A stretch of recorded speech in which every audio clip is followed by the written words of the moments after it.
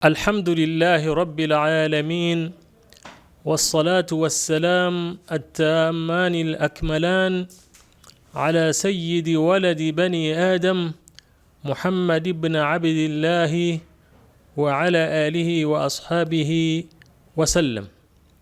أما بعد، أوصي نفسي وإياكم بتقوى الله عز وجل، فاتقوا الله سبحانه وراقبوه مراقبة من يعلم أنه يسمعه ويراه. Oluvannyuma lw'okutendereza Allah subhanahu wa ta'ala, nsaba ebyengera n'emirembe bidde ku wekitiibwa Muhammad sallallahu alaihi wasallam eyataka bano okubeera nga eddiini busiraamu esaasaana mu nsi eno. Nsaba Allah amuseeko okusaasira kwe n'emirembe gye n'abo bonna abamugoberera abali mu buwufu bwe paka yawmul qiyama.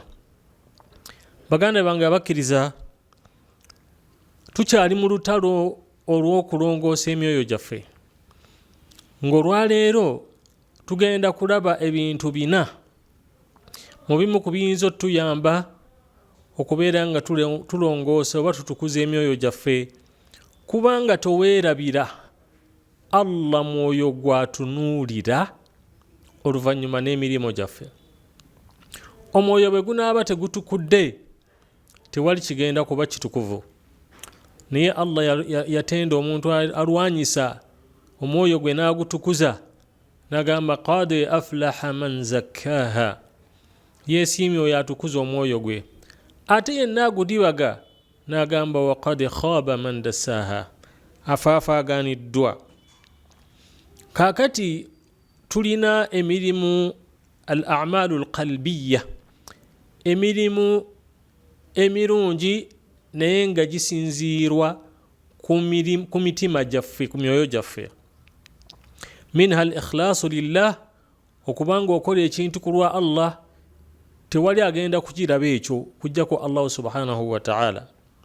Wal muraqaba, n'okubanga weekuuma Allah subhanahu wa ta'ala, omwerinda noga nti bwe ngwa mu zambi lino Allah wange andaba, Allah wange andaba. Wattawbatu wal inaba, n'okwenenya n'okudda eri Allah tabaraka wa ta'ala. Teri agenda kukiraba ekyo nti weenenyezza, kubanga okikolera mu mutima gwo noga neenenyezza, mbadde mubbi mbivuddeko, mbadde mwenzi mbivuddeko, mbadde ndya haramu mbivuddeko mu mutima gwo. Walbu'di ani shawaghili wal maasi, n'okuva ku bintu byonna ebikutawaanya ebikujja kusinza Allah subhanahu wa ta'ala, ne okuva ku bujeemu ebirimu okujemera Allah tabaraka wa ta'ala. Ekyokubiri kijja otunulako taghziyatu ruhu bil ibadat.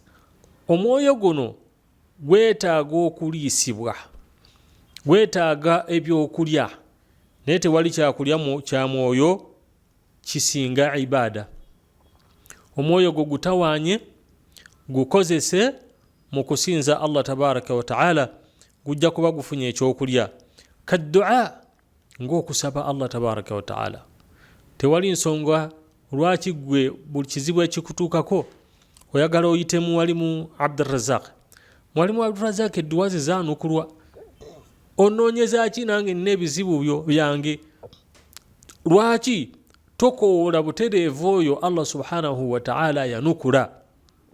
Kubanga ye yatugamba n'agamba ujibu da'wata da'i idha da'an, buli yenna nsaba nyanukula okusaba kwe. Saba Allah tabaraka wa ta'ala, abalala ogira obeesonyiye, owulidde kijja kubangawo nga kitini nnyo nnyo nnyo, naye ng'ebiseera ebisinga tadarra'u ila Allah biddu'a wa dhikri, yogera ku Allah subhanahu wa ta'ala, mwogereko ekiro n'emisana.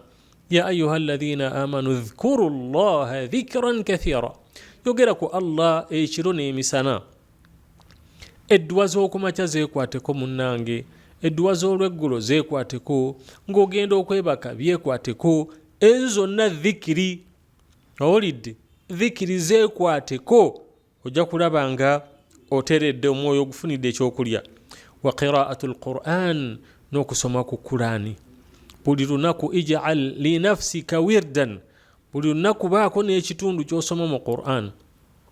Ogenze nsoma rubu emu buli lunaku, nsoma 2, nsoma 4, nsoma juzu buli lunaku ila an talqa Allah subhanahu wa ta'ala. Ekirala tanmiyatul fadaa'il al-akhlaqiyya, waliwo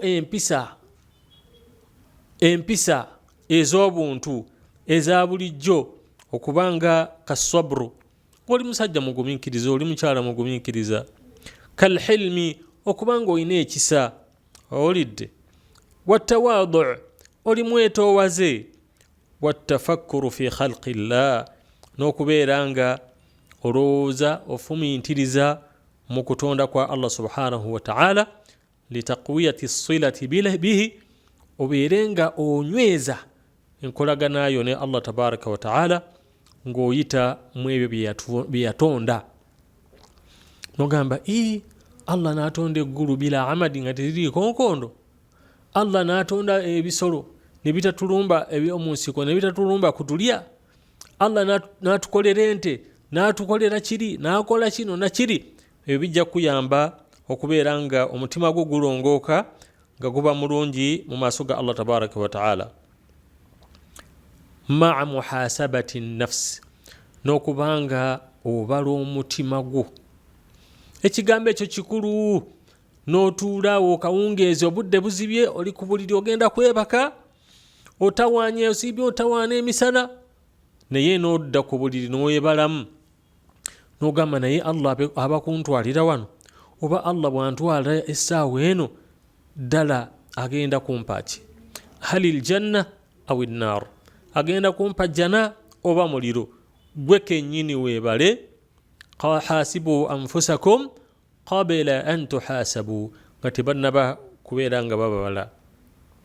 Bajja kukwasa ekitabo kyo yawma al-qiyama, Allah akugambe nti kafa binafsika al-yawma alayka hasiba, olwaleero weebale. Zezo ensonga nnya ze tugenda otunulako. Ensonga eyasoose a'malul qulub, okubeera nga tulongoosa emirimu egikolebwa mu mutima. Wa minha al-ikhlasu lillah, okubanga emirimu gyonna tugikola ku lwa Allah. Bannaye twerwaneko, toyagala ku bantu kusiima, tebagenda kusiima niwe banaakusiima tebalina kye bagenda kukusasula kubanga nabo tebalina kye balina. Allah agamba jalla jalaaluhu, wama umiru illa liya'budu allaha mukhlisiina lahu ddin, tebaalagirwa kubanga bakola ekintu kyonna okujjaho okusinza Allah tabaraka wa ta'ala, mukhlisiina lahu ddin, nga emirimu egyo gye bakola emirungi bagikola lillah, ku lwa Allah subhanahu wa ta'ala. Baganda bange, tulwanyise emyoyo gyaffe nga tukola emirimu ku lwa Allah tabaraka wa ta'ala, so si bantu kutusiima. Ekyo kijja kwonoona emirimu gyaffe. Arriya, olidde, arriya akhwafu ma akhafu alaykum, nabi yatugamba sallallahu alaihi wasallam, akhwafu ma akhafu alaykum, mubimu ku byensinga okutya gye muli okubanga mubigwamu ashirku al-asghar, ye shiriki entono. Yeriwa ya Rasulallah n'agamba nti arriya ye muntu okola omulimu n'agulungiya, owulidde, n'agukola n'agunyiriza, naye ng'ayagala riyaan wa sum'a, ayagala bamuwulire, ayagala bamwogereko, kabandabe. Ayonoona emirimu gyaffe n'emitima gyaffe ne gifa ne tubanga tetukyakola ku lwa Allah subhanahu wa ta'ala. An takuna jamia a'malika khalisatan liwajhi llahi ta'ala la tarju biha illa ridahu, kwe kubanga bwe mulimu gwonna gwokola omulimu omulungi, owulidde, onoonyaamu kusiimibwa kwa Allah tabaraka wa ta'ala, so si bantu kusiima. Ekigambo ekyokubiri mu nnyingo eyokubiri mu kigambo ky'emirimu gy'emitima, mahabbatullahi wa rajaihi wa khashiyatihi, kwe kwagala Allah subhanahu wa ta'ala n'okusuubira ebirungi by'alina n'okutya ebibonerezo by'alina.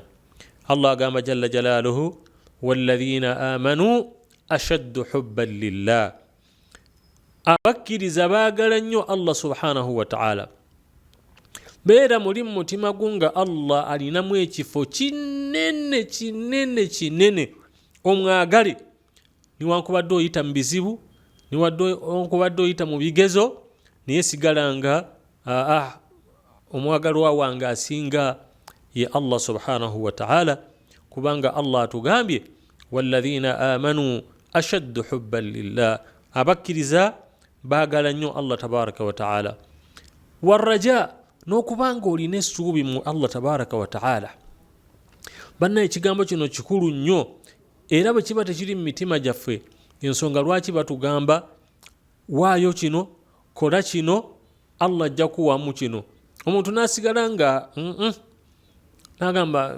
biriwa byaddi naye beera mu abo Allah bye yatenda mu Qur'ani naga nti ulaika yarjuna rahmatallah abo basuubira okusaasira kwa Allah subhanahu wa ta'ala n'olwekyo arraja kigambo kikulu nnyo walkhashya n'okutya Allah subhanahu wa ta'ala noba nga olina ezambi lyoyagala okugwamu noga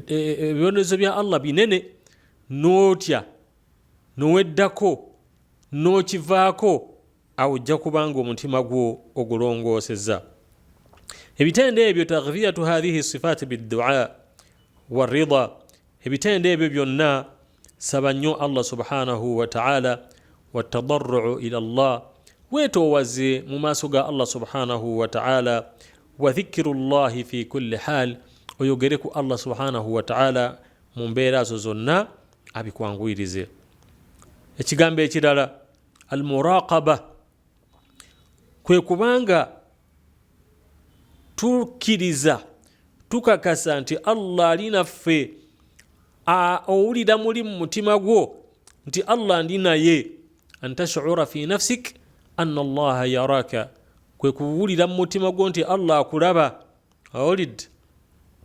akulaba subhanahu wa ta'ala fi kulli waqtin wa hin ekiseera kyonna mimma yaj'aluka tarjannabu almaasi ekijja kuyambako okubanga weewala ebyonoono Allah subhanahu wa ta'ala byagaana naye bw'oba tolina muraqaba nga tolina feeling eyo nti Allah ali nange Allah ndaba olidde alladhi yaraka hina taqum wa taqallubaka fi sajidin Allah atugambye subhanahu wa ta'ala Allah akulaba essaawa yonna obudde bwonna n'okukyukako ng'oli mu sujud n'atugamba muteeke eddala wattaqullah mutye Allah tabaraka wa ta'ala inna allaha kana alaykum raqiba Allah subhanahu wa ta'ala yuraqibukum alina mmwe abatambulirako n'amanya buli kimu kyonna kyemuba mukoze baganda bange abakkiriza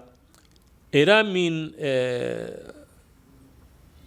min yani adwiyat alqulub mu ddagala ly'emitima olidde muhasabati nafsi kwe kubanga omutima gwo ogubala togayaala kubala mutima gwo buli lunaku nga naye swala eno swala zino zensala kweri gyeziri obudde buzibye sisomye ku Qur'ani obudde buzibye sisaddaase obudde bukoze butya sikoze kino obudde buzibye bukedde nedibaga nabbye nalimbye nakoze eki weebale mu mutima gwo Allah subhanahu wa ta'ala ajja kuyambako mu kubanga ta'arifu al-akhta omanya ensobi z'oguddemu wa taqsir n'obukendeevu mu mirimu emirungi gy'okoze wal amalu ala islahiha era kijja kuyambako okukola kaweefube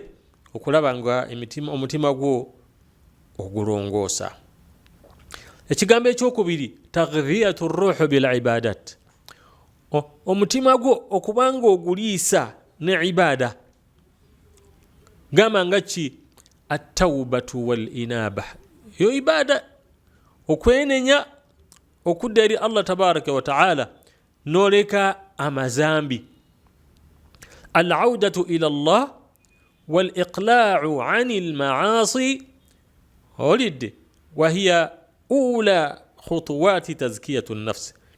era ze zimu ku steps ze tulina okukwata okubanga tutukuza emyoyo gyaffe noweenenyeewa Allah tabaraka wa taala. bw'abanga nabbi waffe sallallahu alayhi wasallam kana yastaghfiru llaha wa yatuubu ilayhi fi lyawmi 100 marra. bw'abanga yeenenyanga ewa Allah nabbi Muhammad sallallahu alayhi wasallam emirundi 100 وقد غفر الله له ما تقدم من ذنبه وما تأخر. الله yamusonyiwa ebyakulembera n'ebyandibize mu maaso nga tulina bwino nti nabbi yakola zambi bwe riti.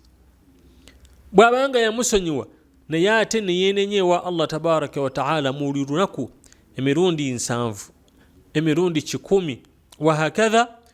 nze ngamba ffe twandisinze nawo, ffe tusingewo twenenyeze Allah waffe tabaraka wa taala nga tumubuulira ensobi ze tuguddemu. naye olunaku ne luziba nga tuweenenyezaako wa Allah subhanahu wa taala. olunaku ne luziba nga Allah tomusabyako sonyiwe, ate n'obanga kale omuwaddeyo akadde n'ogaga ansonyiwe, naye omusaba akusonyiwe oli ku ssimu oba omusaba akusonyiwe omutima guli eri astaghfirullah astaghfirullah wahakadha ng'omutima teguliiyo. tugezeeko okubanga Allah tumuwa omwoyo omutima gwaffe gyaffe naddala mu kaseera ak'okumusaba okubeera nga atusonyiwa. ekyokubiri, ennyinga ey'okubiri mu step eno ey'okubiri, adhikiru waddua, okwogera ku Allah n'okumusaba. waqala rabbukum uduuni astajibi lakum إن الذين يستكبرون عن عبادتي سيدخلون جهنم داخرين. الله ومwe yabagamba munsabe nja kubaanukula. Allahu akbar. tumusabe jalla jalaluhu ajja kutwanukula. olid وإذا سألك عبادي عني فإني قريب أجيب دعوة الداعي إذا دعان. bwe bakubuuza abaddu bange nzaani biki ebinkwatako bagambe ndi kumpi nnyo babeere nga bansaba. muganda wange omukkiriza, togenda walala wonna kutaasibwa, kuyambibwa, kudduukirirwa. genda ewa Allah subhanahu wa ta'ala ajja kuwa kyonna ky'oyagala biidhnihi tabaraka wa ta'ala. wadhikr, kwogera ku Allah subhanahu wa ta'ala. ya ayuha alladhina amanu dhkuru llaha dhikran kathira وسبحوه بكرة وأصيلا هو الذي يصلي عليكم وملائكته ليخرجكم من الظلمات إلى النور وكان بالمؤمنين رحيما. الله سبحانه وتعالى tumwogereko nnyo nnyo nnyo. abamanyi balifunula aya eyo kumwogerako ennyo nga bategeeza nti al adhkar alwarida fi l awqati au fi l amakini almakhsusa, kwe kwogera ku Allah subhanahu wa ta'ala mu biseera ebimanyiddwa ne adhkari ezimanyiddwa. olidde edduwa y'okumakya, adhkari z'okumakya n'ozireeta kumakya, adhkari z'olweggulo n'ozireeta olweggulo, ng'ogenda mu katale n'ogireeta, ogenda mu toileti, ogenda kwebaka, ogenda kulya, ogenda kukyalirako bantu bo, noleeta edduwa mu bifo ebimanyiddwa. hatha huwa dhikru llahi kathira. baganda bange abakkiriza, tuve mu lwali twogere nnyo ku Allah subhanahu wa ta'ala. ennyingo eyokusatu, tilawati lqur'ani bitadabburin, okusoma qur'ani naye nga ogyetegereza, ng'ogifumiitirizaako. saagala kubagamba bakara ani, ezo ziyinza okuba empanvu. suratul fatiha, tuula wansi osome aya ku aya nga bw'osembeza amakulu gaayo. ekirungi Sheikh Abdurrazaq rahimahullah ne Sheikh Nkata rahimahullah batukolera omulimu gw'amaanyi okuvunula Qur'ani eyo. ennyingo eyokusatu oba eyokuna, atafakkuru fi khalqillah, okutuulako wansi awo n'otandika okufumiitiriza ku bintu Allah bye yatonda bingi nnyo, n'otunuulira kamunyeera n'okafumiitirizaako n'ogamba bannange kamunyeera ma faidatuha kalina mugaso ki mu nsi, naye Allah yakateeka mu nsi. Aina tajidu lqut, ekyokulya kikajjawa, naye Allah akaliisa. Owulidde n'ogamba inna fi khalqi samawati wal ard wa ikhtilafi llayli wannahar la ayatin li uli lalbab, okutondebwa kw'eggulu n'ensi kyamagero eri abo bonna abalina amagezi. Tuula wansi ebintu ebyo birowoozeeko, biidhnihi taala ojja kulaba nga omutima gwo guteredde insha allahu taala. Ensonga eyokusatu, tanmiyatu lfadaili al akhlaqiya, kwe kubanga tugezaako bwe tuba twagala emyoyo gyaffe gitereere, olid empisa zaffe tuzitereeze, enneeyisa yaffe tugitereeze ne Allah subhanahu wa ta'ala. Oluvannyuma n'abantu be tuwangala nabo, naye nga tusooke Allah subhanahu wa ta'ala. As-sabru wa thabat, okugumiikiriza n'okuba abanywevu. Ya ayuha alladhina amanu idha laqitum fi'atan fathbutu, bembanga musinkanya abantu abalabe bammwe abagala obalwanyisa, fathbutu, mubeere banywevu, munywere mumanye nti Allah byabaganyisa bituufu. Era bwe babanga babuulidde amateeka ga Allah subhanahu wa ta'ala, nago geetaaga kunywera. Nywerera okwo kubanga weewali obulungi, weewali obuluŋŋamu, weewali okwesiima yawma alqiyama.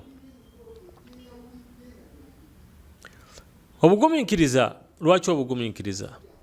Kubanga muno mu nsi mwe tuwangaalira ebizibu bingi, emitawaana mingi. Bw'onaaba togumye, bw'onaaba tonywedde, ebikemo bijja kujja, bali bajja weetuddeko wano, naye gwe nno waliwo abakutambulirako. Wandigenzeeko ew'omusawo gundi, wandigenzeeko waseeka gundi, ajja kusomera ne Kulaani zaasoma, naye ng'amaliriza akuwadde talasimu, amaliriza akoze ebintu ebyawukana n'enzijanjaba ya Nabbi sallallahu alaihi wa sallam. Ofiirwe omukisa gw'okusaba ate ng'ate towonye. Kale wenywereze ku ebyo Allah byayagala, Nabbi sallallahu alaihi wa sallama byatuyigiriza. Ekigambo ekirala kye bayita at-tawaadu, beera mwetoowaze nnyo mu nsi muno, beera mukkakkamu. Naye ng'obwetoowaze tekitegeeza kubeera bw'oti n'obeera mugonvu, naye ng'ate ojeemera Allah tabaraka wa ta'ala. Obwetoowaze wano buli fi shari'atillah, ku mateeka ga Allah subhanahu wa ta'ala, awo wolagira obwetoowaze bwo mu maaso ga Allah subhanahu wa ta'ala. Noba ng'oli mugonvu nnyo ku mateeka ga Allah tabaraka wa ta'ala. Allah yagamba ki? Yagamba tusaale. Noba mugonvu mu kusaala, noba mwetoowaze nnyo mu swala, Allah yagamba ki? Tusiibe. Allah yagamba ki? Tusome Qur'ani. Ebyo byonna ibaada zino zikola bitawaadu n'obwetoowaze mu maaso ga Allah subhanahu wa ta'ala. Wa huwa at-takhalluq bi akhlaqi at-tawaadu wa adamu at-takabbur 'ala al-akharin. Noba nga oli mwetoowaze nga toweekuluntaza, tolina lunkulu ku bantu banno b'owangaala nabo. Ekigambo ekirala, al-qanaa'atu waz-zuhud, okubeera abamativu. Okubeera abamativu n'okwesamba edduniya eno kwe tuwangaalira.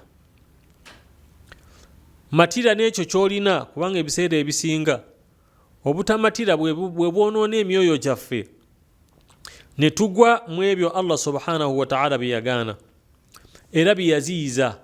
Omuntu nabba n'agamba nze ndivuga ddi ku mmoroka, Allah alirabira eyo, n'agenda nabba olw'okubanga omutima gwe si mumativu n'embeera Allah gye yamuteekamu.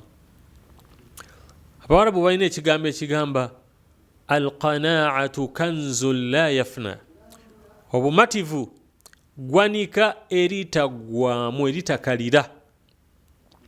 Kaakati twekubirize tubeere bamativu n'ekyo kye tulina Allah kyatuwadde. Allah subhanahu wa ta'ala ajja kutugaggawaza, ajja kulongoosa emitima gyaffe biidhnihi ta'ala. Wazuhud, n'okwewala ensi eno tuba nga tetugigendako nnyo. Okwewala ensi kitegeeza ki? Byonna kullu ma yulhiika an dhikrillah, an ta'atillah, an ibadatillah, n'oba ng'obivaako, ebikwawula, ebikujja, ebikwesambisa okusinza Allah subhanahu wa ta'ala. Kubanga abamu balowooza nti bamaseeka batugamba eduniya tugiveeko nga tunaawangala tutya. Tetukugambye nti giveeko, era tetugambye nti tonoonya binaakubeeza mu nsi. Naye buli kyonna kullu ma yulhiika an dhikrillah wa an ta'atillah wa an ibadatillah, ekikulabankanya nekikujja kusinza Allah subhanahu wa ta'ala, izhaduhu, ekyo kyewale era kyesambe kyetugamba wano. Era tekitegeeza nti tojja kusulako mu maka malungi, era kitegeeza tojja kwebaka ku buliri nga bulungi, kubanga Allah yatuuka n'okubagamba nti tatajafa junubuhum anil madaji', embirizi zaabwe zeesamba al-madaji', ebisulo byabwe, emifaliso kwe musula. Kullu dhalika tusamma al-madaji' fi al-arabiyya. Kaakati bwe kibanga bwe kiri bagga nti beera nabyo naye tebikulabankanya ate ne bikujja ku Allah subhanahu wa ta'ala, kyekigendererwa wano mu kuva ku duniya. Arida bima qasamahu Allah, siima ekyo Allah kiyakugerera, kiyakutemerako nti ojja kuwangala na kino. Wa adamu taalluqi bidduniya zaila, omutima gwo togukwasa nnyo duniya enegenda okuvaawo. Mubalabye bangi nnyo abafudde ne babireka nga tebagenda nabyo, ne bavaawo nabyo ne bivaawo ne byonooneka. Ekigambo ekirala rabi'an, ensonga ey'okuna nga yesembayo, tajannubu al-maasi wash-shawaghil. Baganda bange tugezeeko okulaba nga twesamba ebintu ebirimu okujeemera Allah, wash-shawaghil, n'ebitulabankanya ne bitujja ku Allah subhanahu wa ta'ala. والذين يجتنبون كبائر الإثم والفواحش إلا اللمم. الله yali ayogera kubakkiriza n'agamba nti be babeesamba amazambi amanene, ebintu ebyobuwemu, okujjako amazambi amatono. Allamam goyinza okugwamu nga matini nnyo nnyo, kale ate nga togenderedde olid ate noweenenya mu maaso ga Allah tabaraka wa ta'ala.